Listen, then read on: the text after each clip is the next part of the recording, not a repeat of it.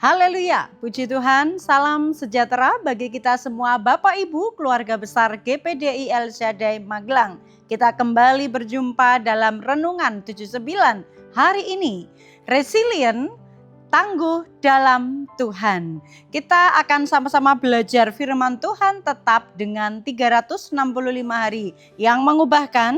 Kita akan sampai hari ini pada bacaan 2 Samuel 13 ayat 28 dan 29. Lalu Absalom memerintahkan orang-orangnya demikian, perhatikan, apabila hati Amnon menjadi gembira karena anggur, dan aku berkata kepadamu paranglah Amnon, maka haruslah kamu membunuh dia. Jangan takut, bukankah aku yang memerintahkannya kepadamu? Kuatkanlah hatimu dan tunjukkanlah dirimu sebagai orang yang gagah perkasa. Orang-orang Absalom memperlakukan Amnon seperti yang diperintahkan Absalom. Lalu bangunlah semua anak raja itu, mereka menaiki bagalnya masing-masing dan melarikan diri. Puji Tuhan, saya memberikan tema dalam renungan hari ini, terkendali. Observasinya, ada tokoh-tokoh di dalamnya yaitu Daud, Absalom, Amnon, Tamar, juga ada anak-anak raja. Tempat kejadiannya ini ada di kerajaan dan juga di Baal Hasor. Latar belakangnya, Absalom marah dan membenci Amnon sehingga membunuhnya karena telah memperkosa adiknya yaitu Tamar. Mari kita sama-sama menginterpretasi peristiwa yang terjadi. Banyak saudara tidak selamanya itu hidup rukun bersama-sama ya, karena semakin banyak anggota keluarga atau semakin banyak saudara yang tinggalnya itu bersama-sama, maka kemungkinan besar itu juga akan ada banyak konflik-konflik yang terjadi di dalamnya. Seperti di dalam kisah bacaan ini, Absalom tidak dapat mengendalikan emosinya, kemarahannya kepada Amnon ya. Nah, kita bandingkan Amsal 25 ayat 28. Orang yang tak dapat mengendalikan diri adalah seperti kota yang roboh temboknya. Jadi kita melihat seperti yang tertulis di dalam Amsal 25 ayat yang ke-28 ini, orang yang tidak dapat mengendalikan dirinya seperti kota yang roboh temboknya, dan Absalom mengalami hal tersebut. Ya, dia tidak dapat mengendalikan emosinya, tidak dapat mengendalikan kemarahannya sehingga dia berbuat jahat, bahkan sampai melakukan pembunuhan kepada Amnon. Pengendalian diri itu dimulai dari apa? Yang pertama di dalam pembacaan kita yaitu di ayat yang kedua. Pengendalian diri dimulai dari hati. Ayat yang kedua demikian, hati Amnon sangat tergoda sehingga ia jatuh sakit karena Tamar saudaranya itu. Sebab anak perempuan itu masih perawan dan menurut anggapan Amnon mustahil untuk melakukan sesuatu terhadap dia. Kita lihat Amnon. Dimulai dari hati Amnon yang tidak dapat mengendalikan diri sehingga dia jatuh cinta kepada adiknya sendiri ya.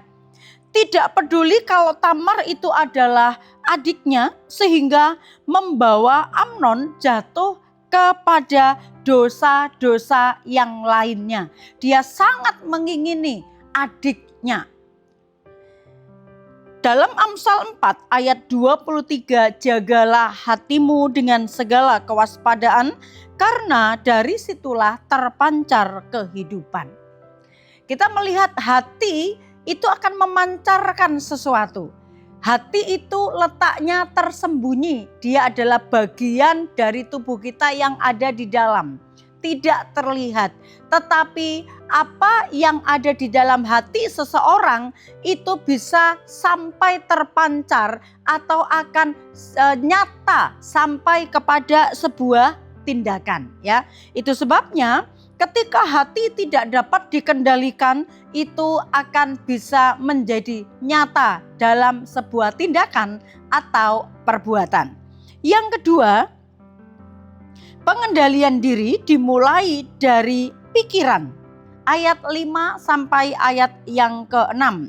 Lalu berkatalah Yonadab kepadanya, berbaringlah di tempat tidurmu dan berbuat pura-pura sakit. Apabila ayahmu datang menengok engkau, maka haruslah engkau berkata kepadanya, izinkanlah adikku Tamar datang memberi aku makan. Apabila ia menyediakan makanan di depan mataku, sehingga aku dapat melihatnya, maka aku akan memakannya dari tangannya. Ayat 6. Sesudah itu berbaringlah Amnon dan berbuat pura-pura sakit. Ketika raja datang menengok dia, berkatalah Amnon kepada raja, izinkanlah adikku Tamar datang membuat barang 2 kue di depan mataku, supaya aku memakannya dari tangannya. Kita melihat apa yang dibiarkan dari hati terus menerus berkecamuk, kemudian akan menuju kepada sebuah pikiran. Dan Amnon ini, dia mulai berpikir licik untuk menyatakan perbuatannya, keinginan hatinya, lalu dia mulai dibiarkan merasuk kepada pikirannya untuk berpikir licik meniduri adiknya Tamar. Dari hati dibiarkan sampai menuju kepada sebuah pemikiran untuk menindaklanjuti apa yang jadi keinginan hatinya. Dia mulai memikirkannya, lalu berikutnya yaitu perbuatan di ayat 14. Tetapi Amnon tidak mau mendengarkan perkataannya, dan sebab ia lebih kuat daripadanya, diperkosanyalah dia lalu tidur dengan dia. Kita lihat Bapak Ibu bahwa ketika pengendalian diri itu jebol, ya, orang yang tidak dapat mengendalikan diri dikatakan seperti sebuah kota yang hancur, seperti sebuah kota yang roboh dikatakan. Amnon kalah, tidak dapat mengendalikan dirinya, tidak dapat menguasai dirinya, sehingga keinginan hati kemudian dibiarkan sampai memikirkan sesuatu, dilanjutkan sampai menuju kepada sebuah tindakan atau perbuatan dosa. Dampak dari Amnon yang tidak dapat mengendalikan diri ini akhirnya apa? Tamar menjadi korban. Absalom atau kakak Tamar itu juga akhirnya menjadi dendam. Ini kita lihat bahwa dampaknya itu bukan hanya kepada diri sendiri, tetapi kepada orang lain, ya. Kemudian Amnon sampai harus mati terbunuh.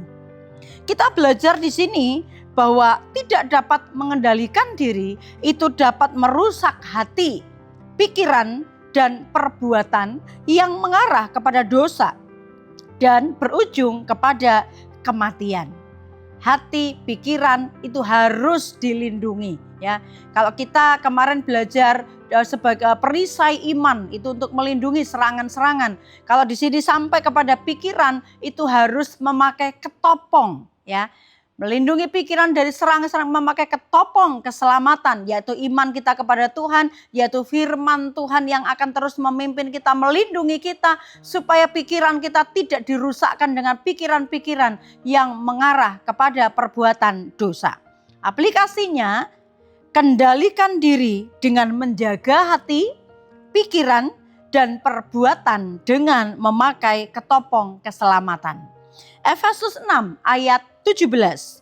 Dan terimalah ketopong keselamatan dan pedang roh, yaitu firman Allah.